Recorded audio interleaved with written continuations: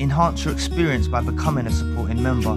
Gain access to unseen videos and video requests. 3-day free trial by visiting zionmembership.com. Chosen ones, empaths. All victims of narcissistic abuse have been there, collectively as a group of empaths. When it hurts so bad, they've all been there.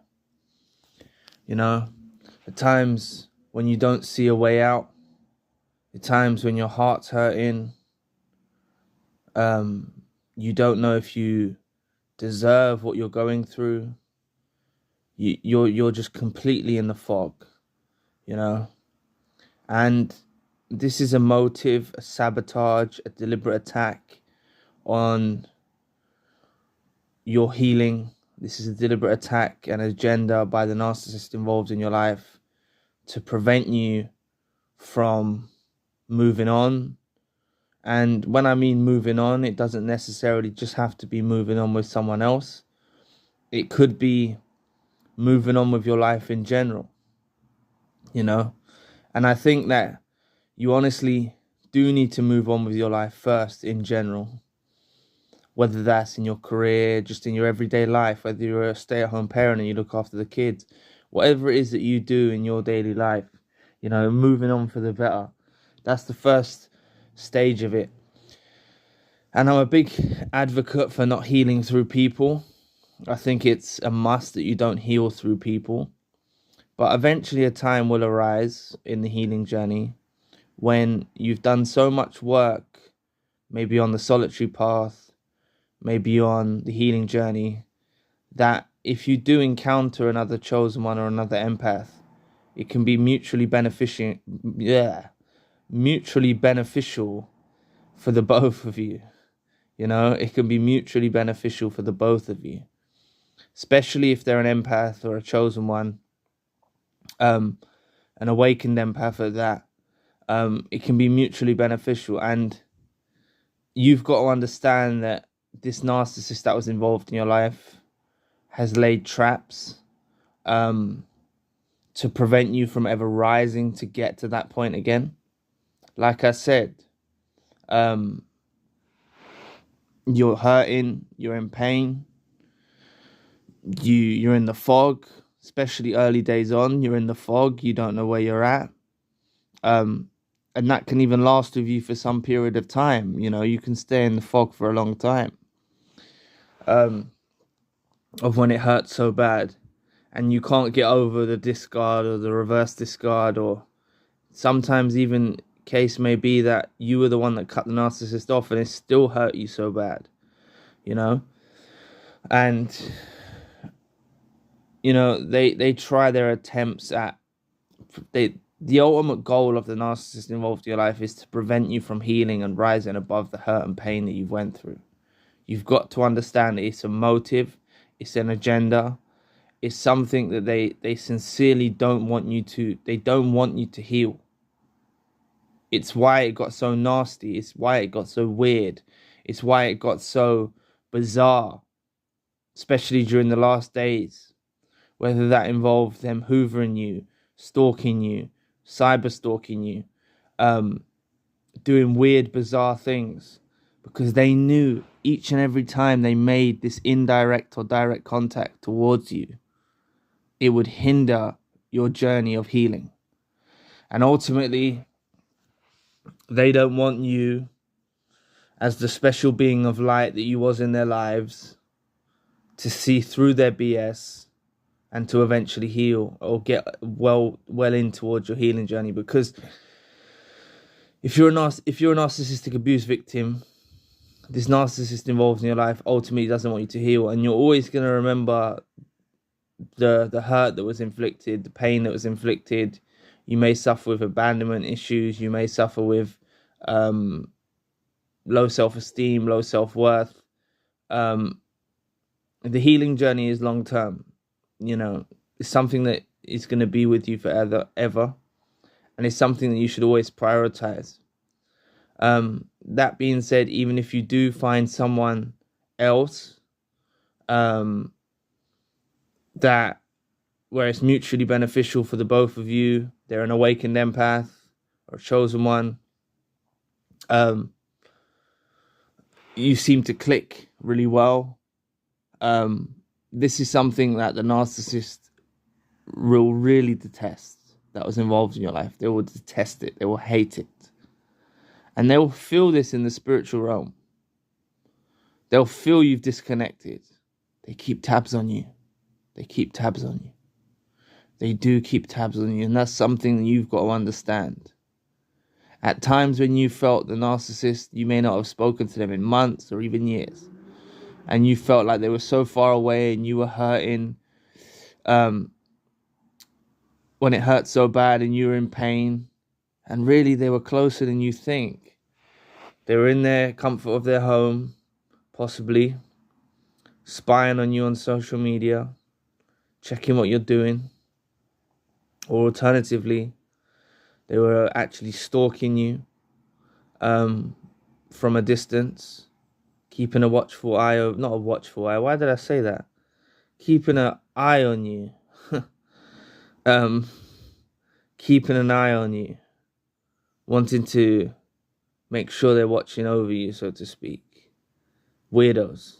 They're weirdos. They're closer than you think. A lot of the times they're a lot closer than you think. And in their minds, you must never move on from them. You must never, ever move on in their minds. Because they need you bound. They need you stuck. They need you hurting. They need you in pain. All that's happened is from the love bomb days, the positive energy kind of love bomb days, you've been converted to a source of supply where they would rather extract negative supply from you. And that's the conversion of supply that takes place. For some reason, it become more important for them to destroy you than it was to love bomb you. And that's the conversion of supply.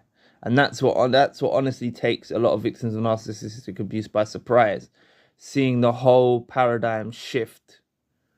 So you're shocked. You can't believe someone that love bombed you in the way that they did, someone that was acting like, giving off that soulmate effect in the way they did, completely does a total turnaround, and they're out to destroy you. You know, that's the shocking part of it. That's the real shocking part of it, that someone can actually really change who they are completely and shock you like that. You know, but this could have been for a variety of reasons. Narcissistic injuries you inflicted. You weren't controlled the way they wanted you to control. You didn't engage in things they wanted you to engage in. You stood your ground.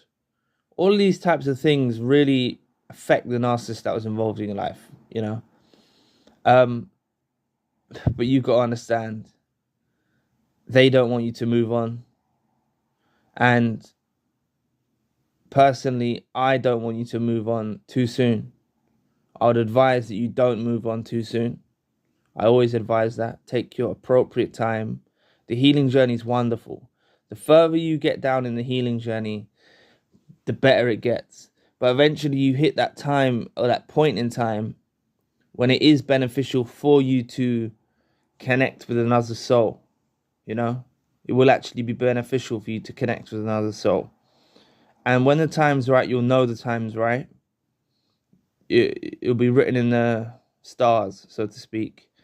It'll be clear, concise, that the time has arisen where it's actually beneficial for you to connect with another soul.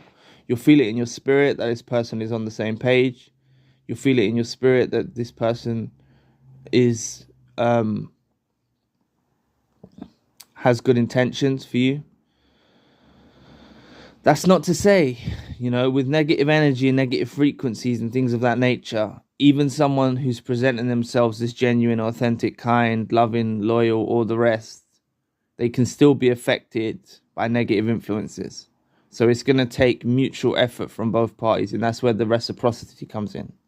You know, you need to have reciprocity and mutual effort, and and not just interest of what you can gain from the other person, a mutual interest in the benefit of the relationship that you're engaging in, you know.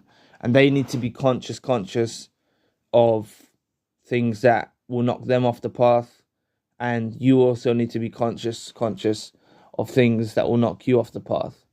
And if you both put in an equal effort, it should work, you know. But that's not to say that there isn't negative energy and things that can knock you off the path. But ultimately, the narcissist that was involved in your life doesn't even want you to get to that point where you find comfort in another human being, where you find comfort in another empath or another chosen one. They never wanted you to get to that point. And these narcissists that are involved in your life will become more and more of a distant memory. You know, they'll become more and more of a distant memory. And it's not that you're healing through another person. It's just you opening up about the hardships you faced. Perhaps they've been through narcissistic abuse as well, and them opening up about the hardships they faced. And you build a bond on top of that. You also share similarities or things that you're into. Maybe you're both into yoga, or you're both into certain spiritual practices, or you're both into I don't do yoga, by the way. I just put it out there. It just come to my mind. But something that you're both into, and it's going to be totally different from what you experience with the narcissist involved in your life, you know. And this narcissist involved in your life, the importance of them is going to fade away. They're going to become nothing in your mind. So for those of you that are hurting at the beginning of your journey, just know with the hands of time, through time, you'll learn how to deal with it. And ultimately, you are going to do better. Just always remember this. I hope you've got this far in the video. Just always raise the bar. If you go and embark on the healing journey for a long period, not a long period of time, but a prolonged period of time, you embark on the healing journey and you think in your heart, mind and soul that you're aiming to raise the bar, then anyone that comes your way that does not meet that mark, you won't engage with them until the time arises where someone actually, you meet someone that where you feel like the bar is raised, so to speak. And that's a real crushing punishment for the narcissist that was involved in your life, because they don't want, like, you're raising the bar. They never wanted you to move on, you know. And this is not to say you would have already moved on in other aspects of your life, whether it's your pursuits, your career, your dreams, your goals. You would have moved on in that aspect of your life through the healing journey, and then you finally discovered someone who's on the same page as you. So it's a beautiful thing. So I hope this video helps. I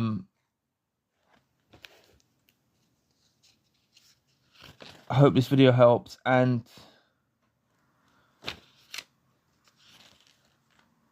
just keep faith, you know, keep faith.